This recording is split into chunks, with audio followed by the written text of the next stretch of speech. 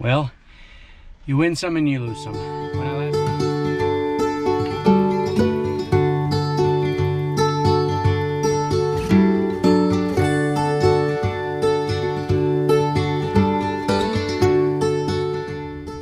Good morning, everyone. If this is your first time, I'm Kyle and I'm one half of the Wandering Shores. So today I'm going out on a solo adventure. It's an exciting day, something I haven't done since early in college in my undergrad with my buddies Brett and Todd. So if you guys are out there, you might know what I'm doing today, but it's been many decades since I got a chance to do what I'm doing today, and Michelle is going to stay here. It's really not her cup of tea.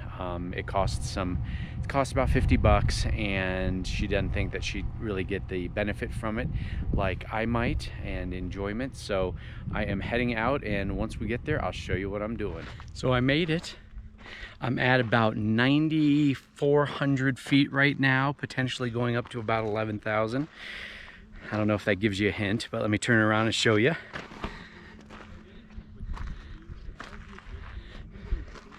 That's right, I am at Sunrise Ski Resort, and it is the Sunday of Memorial Day in 2023, and I am hitting downhill mountain biking trails. I've wanted to do this for quite some time now.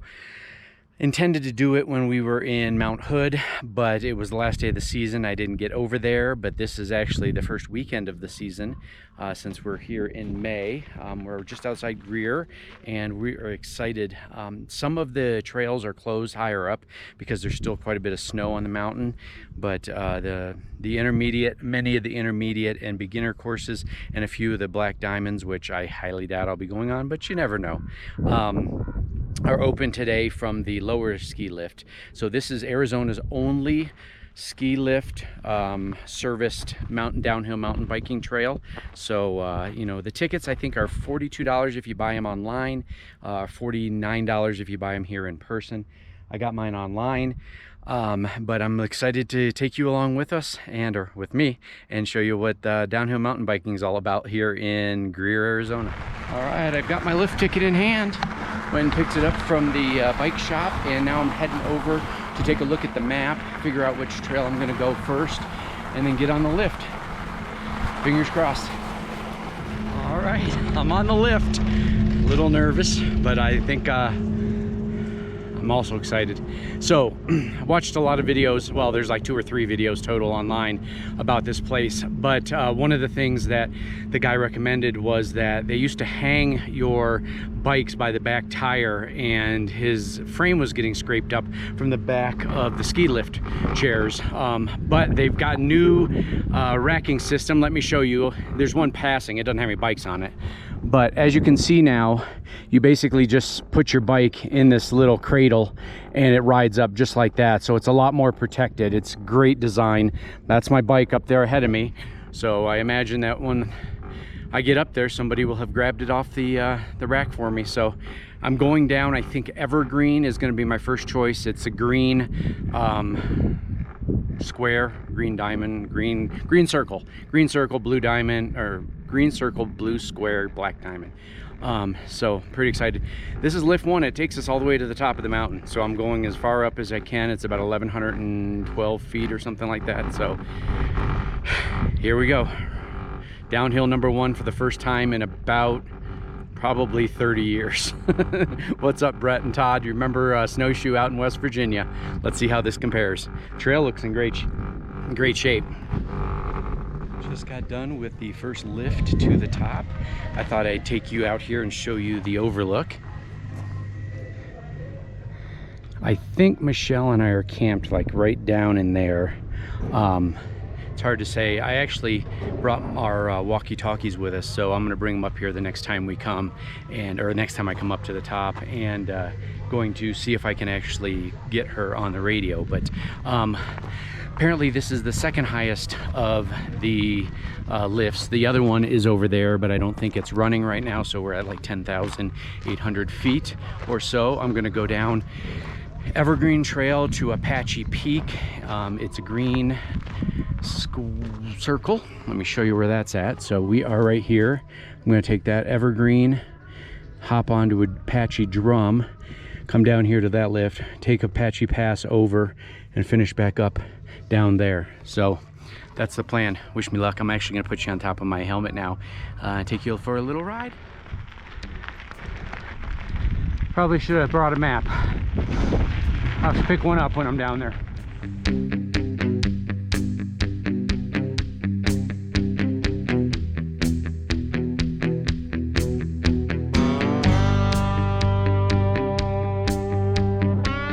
Okay, yeah, definitely need to get a trail map.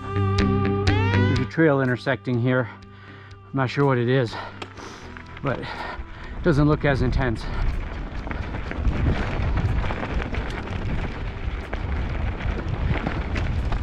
All right, so that was fungus and lower fungus. Got down to the trailhead, got myself a map. I was just looking at the map that they got out there, and I think those are the ski maps. So some of the mountain bike trails aren't on there. So I went in and got myself a trail map for mountain biking. So, and what's interesting is the mountain biking trail map does not show Evergreen as a trail. So I'm guessing it's only a ski trail. So I'm gonna have to come up with a better plan once I get up to the top. But you know, I made it through fungus. My forearms are pretty tired.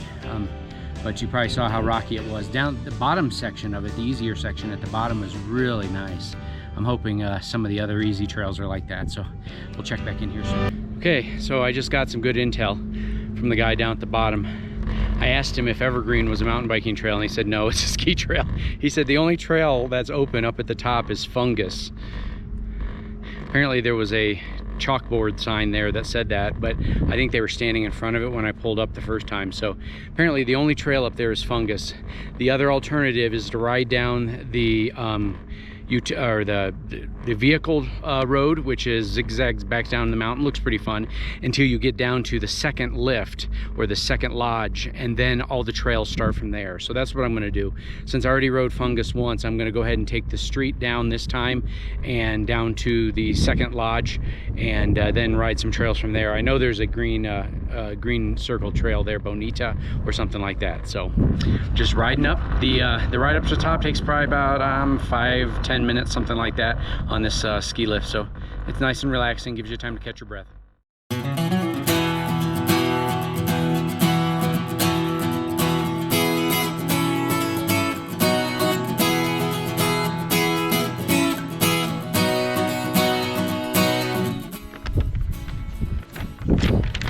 Well, turns out, oops, somebody just wiped out. Turns out I gotta go down to Black Diamond to get out of here. I have a feeling I'll probably be walking. Wish me luck. Some of this. In order to get down the trail, I gotta go down this Black Diamond.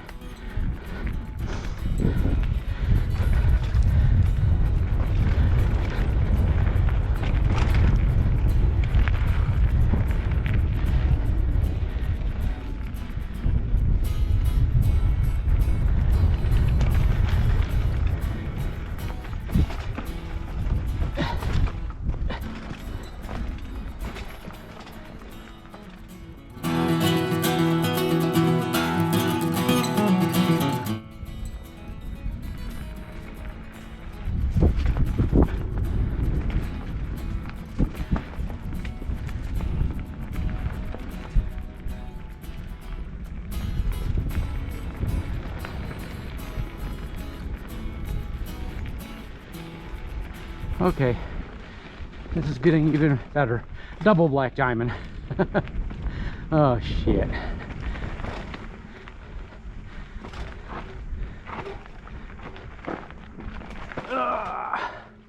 Oh yeah. Yeah, I'm gonna walk this. I'm not an idiot. It's gonna be hard enough walking my bike down this, let alone riding it. Back at the car. That was run number 2. I got all turned around. A lot of the trails are closed that I thought I was going to ride onto, so I ended up having to come down that Double Black Diamond, as you saw, which was no fun at all. Just stopped back here at the car. I'm gonna get myself some salt and vinegar pork rinds. Hashtag not sponsored. But Max, if you're out there and you want to sponsor me, reach out. We'd love to be part of your team. Get some water, some string cheese.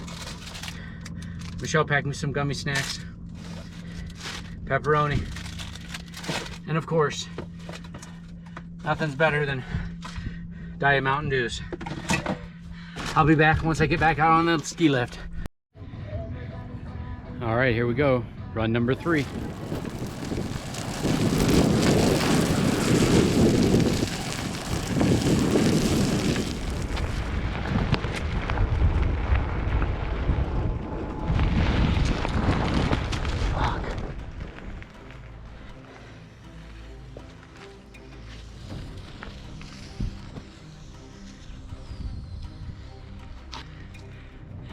I'm back.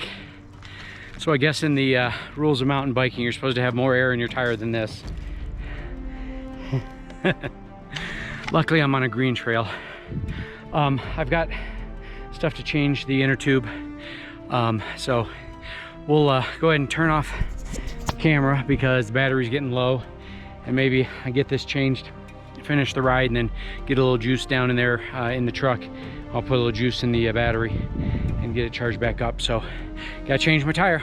Of course, it's the rear, which is the biggest pain in the ass. The front's not so bad. So all right, new inner tube is in. Getting ready to finish up Bonita, the green trail here. And I think I have another tube in the car, so I'll ride down to the car, and if I do, I'll throw that in my backpack. Took me a little bit of time. I had the little nut that holds the stem on was seized up, so I got it off though. And I'm all pumped up and ready to go.